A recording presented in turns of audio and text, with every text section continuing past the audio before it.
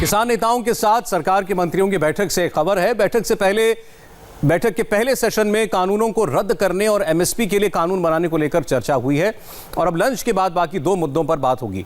अब तक की वार्ता में किसान नेताओं ने अपनी मांगों को दोहराया है। उनका कहना है कि सरकार ने अभी तक उन्हें कोई ठोस जवाब नहीं दिया है। इसी से जुड़ा अपडेट जो है वो देवेंद्र के पास है। जी देवेंद्र।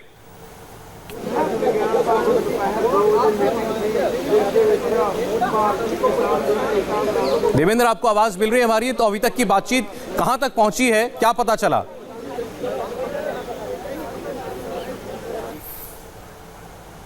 वो हमारी बात सुन नहीं पा रहे हैं, लेकिन जो हमें पता चल रहा है वो ये कि पहली दो मांगों पर अब तक चर्चा हुई है। दो मांगें बड़ी साफ थीं। एक कि जो तीनों नए कानून बनाए गए हैं कृषि से जुड़े हुए, इनको निरस्त किया जाए, और दूसरा एमएसपी को लेकर के एक कानूनी गारंटी किसान चाहते थे। इन दोनों बातों पर अब तक दोनों मांगों पर बात हुई है, लेकिन किसान नेताओं की तरफ से ये बाहर बताया जा रहा है कि कोई बहुत संतोषजनक जवाब इस पर सरकार ने नहीं दिया है।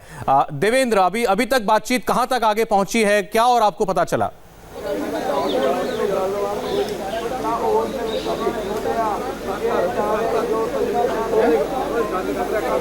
देवेंद्र, हमें ये बताया जा रहा है कि कानून वापसी और एमएसपी की गारंटी, इन दो विषयों पर वहां बात हुई है अभी तक, लेकिन क्या ये बात किसी सिरे चढ़ी है?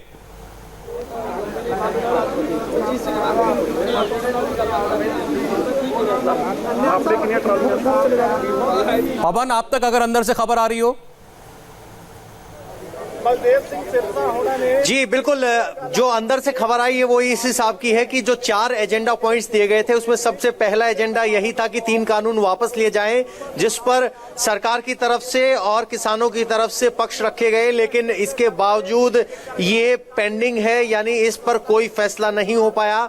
उसके बाद दूसरा एजेंडा पॉइंट था एमएसपी किस तरह से इंश्योर किया जाए सभी फसलों पर, उस एजेंडे पर बात हुई और अभी उसी एजेंडे पर बात चल रही है। जिसके बाद अगले 2 एजेंडे हैं, उसमें एक प्रदूषण से रिलेटेड जो बिल है पराली जलाने को लेकर, और चौथा एजेंडा है कृषि सब्सिडी को लेकर, जो बिजली खपत को लेकर जो कृषि सब्सिडी दी जाती है उसमें जो बदलाव किए गए हैं कानून में।